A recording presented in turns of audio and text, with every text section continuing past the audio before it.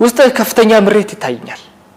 ይሄ ምሬት ደግሞ የመጣው በፈተና አሰጣጥ ሂደት ላይ የታየ ክፍተት ያለ ይመስለኛል።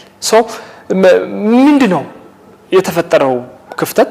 ምን ታዘብክ? እውነት ለመናገር አፍሬያለሁ። በመንግስት በጣም አፍሬያለሁ።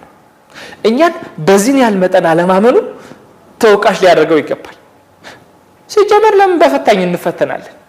ጥይት፣ ክላሽ፣ ቦምብ ቢያዙ ጭራሽ ተቀያሪ ካርታ ነበራቸው። አንናገርም ብለን ነው እንጂ በዛ ላይ ስናይፐር 4 ስናይፐር እኛ ተፈተንበት ላይ 4 ስናይፐር ነበር። በርግጥ አንዳንድ ብልጥ የሆኑን ተማሪዎች ስናይፐሩን ተጠቅመን ያየን ከጎበዝ ተማሪ ፈተና ሰርቀናል። ግን ይሄንን የምንጠቀመው ስማርት ስለሆነ ነው። ሌሎቹስ እንደኛ ብልጥ ያልሆኑ ሰዎች ምን ይሁን?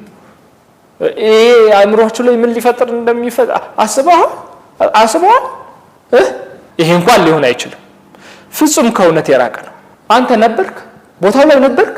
አይታል? እኛ ነን የችግሩ ገፈት ቀማሾች። ለነገሩ አንተ ምን ታደርግ? አንተ እኮ በደናው ጊዜ ፈታኝ መልስ በሚሰጥበት ጊዜ ነው የተፈተንከው። እና ስናይፐር ይዘው ገቡ እያልከኝ ነው? እንዴ ቢያንስ ወሬ ለእውነት ቀረብ ያለ ይሁን እንጂ አንተ እሱ ነው እንዴ የሚገርም? እንደውም እኛ እዚህ መሀል ከተማ አካባቢ ያለን ተፈታኞች በጣም እድለኞች ነን። እንዴ ከከተማ ትንሽ ወጣ እንዳልክ እኮ ታምናለህ? አንድ ክፍል ውስጥ ታንክ ነበር። ታንክ ሊያውም 4ኛ ፎቅ ላይ።